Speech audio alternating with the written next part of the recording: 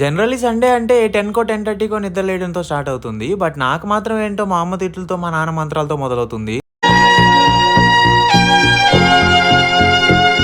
ఇంక లేవగానే డ్యూటీ ఎక్కాలి. ఫస్ట్ ఈ క్యాన్ తీసుకెళ్ళి వాటర్ తెచ్చి ఇంట్లో పెట్టేసి నెక్స్ట్ ఎగ్స్ తీసుకుందాం అని చెప్పొచ్చాను. నేను ఎవ్రీ మంత్ ఎగ్స్ పైన ఇన్వెస్ట్ చేసే అమౌంట్‌తో ఒక కోళ్ల ఫారం పెట్టేసుకోవచ్చు. ఈ ఎగ్స్ చూసినప్పుడల్లా అనిపిస్తుంది మామ, మనిషిలా పుట్టాను కాబట్టి సరిపోయింది గానీ ఇఫ్ ఇన్ కేస్ కోళ్లా పుట్టుంటే ఇన్ని ఎగ్స్ పెట్టేసరికి గులాబ్ జామ్ అయిపోయేదేమో అని.